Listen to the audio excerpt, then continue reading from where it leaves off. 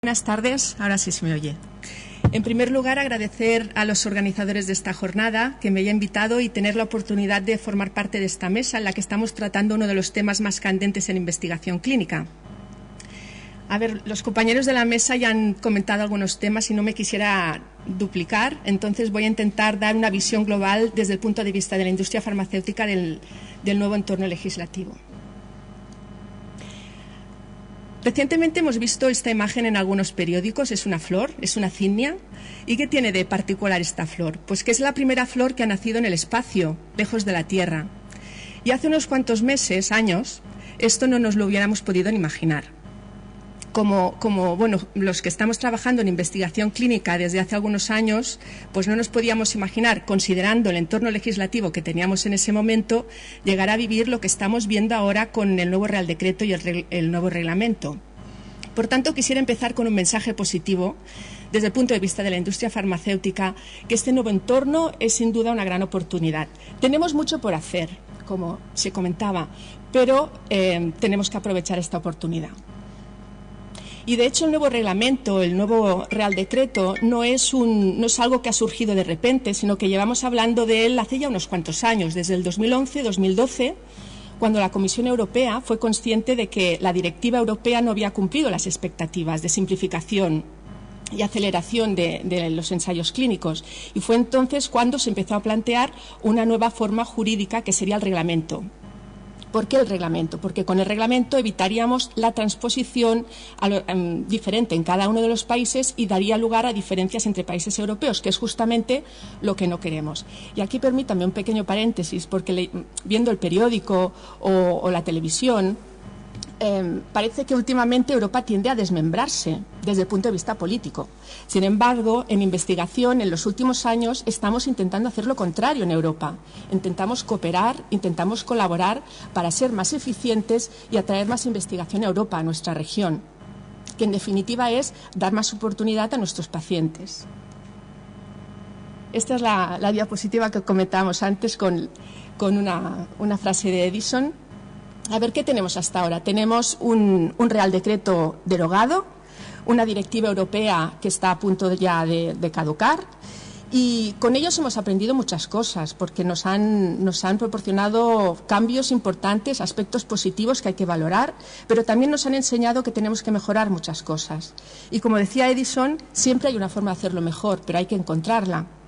Y sin duda el nuevo Real Decreto y el reglamento europeo que comentaba Celina más en detalle, y eso pues me ha sorrado porque intentaré ir más ágil en ese sentido, pues son sin duda pues una aportación positiva, porque lo que intentan es evitar errores del pasado. El Real Decreto además se publicó el 24 de diciembre, Nochebuena, un buen regalo de Navidad, y es efectivo desde el 13 de enero. Y el reglamento europeo se publicó en el 2014 y esperamos que sea efectivo 2016-2018. ¿Qué nos dice esto? Pues que España es un país pionero en investigación, porque el reglamento europeo lo tenemos aquí, pero en España estamos poniendo en marcha mecanismos para poder estar preparados para cuando llegue el reglamento europeo. Y esto sin duda es un símbolo de que en España queremos hacer las cosas mejor. En cuanto a la industria farmacéutica, España es un país que a pesar de los recortes sanitarios, pues es un país atractivo para hacer investigación, porque tenemos los recursos.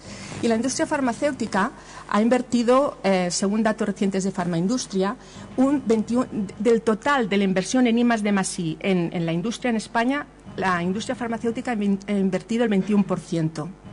Es el sector que más ha invertido en I+D+I. ¿Por qué? Pues porque para la industria farmacéutica la investigación es muy importante, es crucial, porque de hecho es la herramienta que tenemos para unir la investigación básica a la asistencia a los pacientes, y por eso es tan importante para nosotros. Y todos los cambios que favorezcan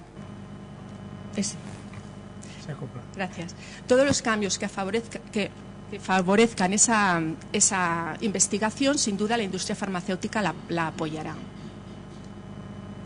Y aquí igual me salgo un poco del tema, pero antes de entrar al Real Decreto quisiera hacer una pequeña reflexión. Esta es una diapositiva con los factores claves, ¿se me oye? Con los factores claves de competitividad en investigación clínica.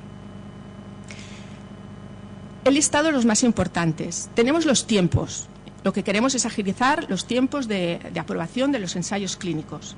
Tenemos la calidad, porque sin calidad no podemos dar fiabilidad a los datos. Tenemos los costes, hoy hemos estado hablando de costes. Tenemos que ser competitivos desde el punto de vista económico para traer investigación a nuestro país, para que lleguen los fármacos innovadores a nuestros pacientes.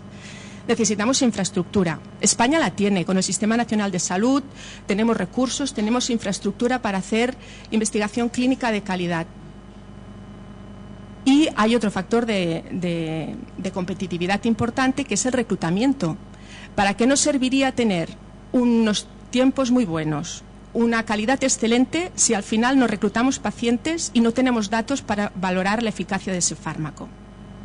Dejo ahí esta diapositiva y luego la retomaré. Y ahora entro en un apartado del Real Decreto, que igual voy a pasar algunos aspectos rápidos porque se han comentado, pero lo que sí quiero decir es que hay algunos aspectos que aún tenemos un vacío con el actual Real Decreto, que es donde quería focalizarme.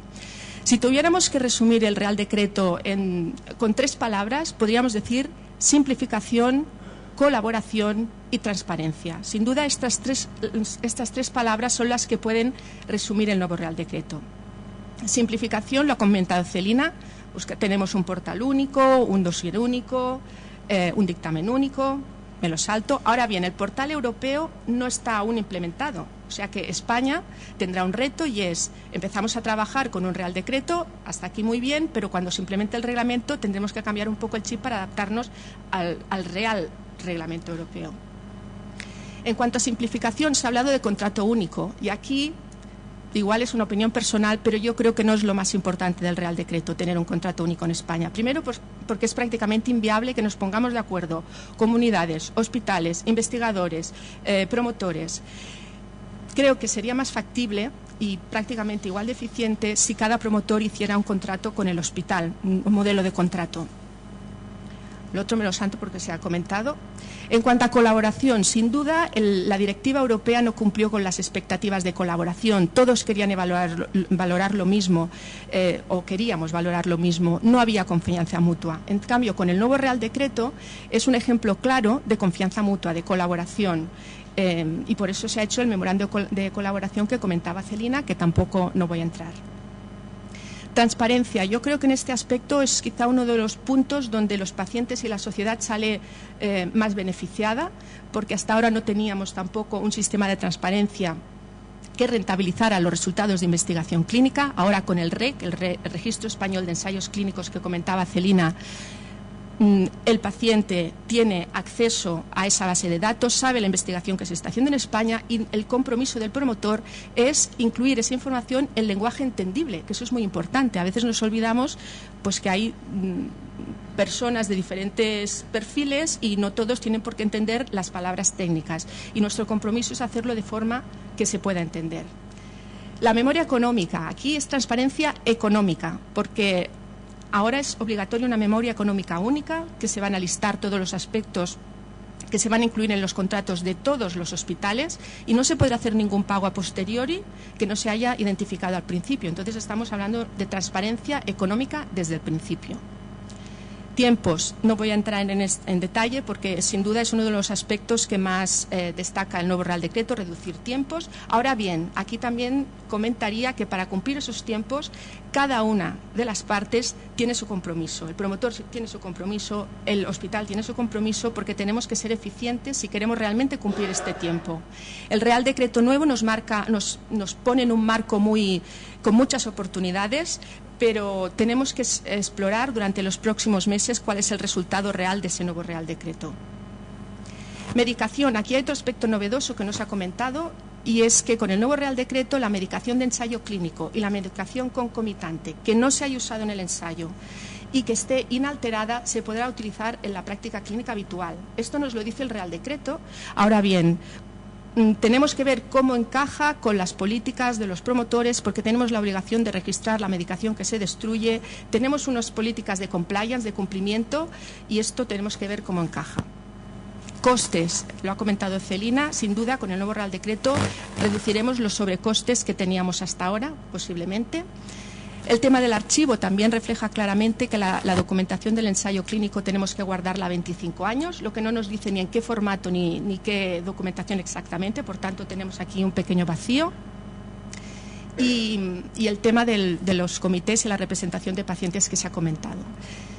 Bueno, esta diapositiva creo que va un poco ligada a todo lo que se ha comentado hoy porque, a ver, tenemos un futuro con muchas oportunidades que tenemos que aprovechar, pero hay vacíos que tenemos que cubrir y que si queremos que el nuevo Real Decreto cumpla las expectativas que tenemos, realmente tenemos que ser conscientes que todos, hospitales, comités, agencias, promotores, investigadores, pacientes, asociaciones de pacientes, vamos en el mismo barco y tenemos que remar en la misma dirección. Y recuperando la diapositiva de los factores clave, fíjense aquí que de esos factores clave de competitividad, ¿cuáles de ellos entran dentro del ámbito del Real Decreto? El tiempo, los costes, pero hay algunos que no están cubiertos por ese Real Decreto.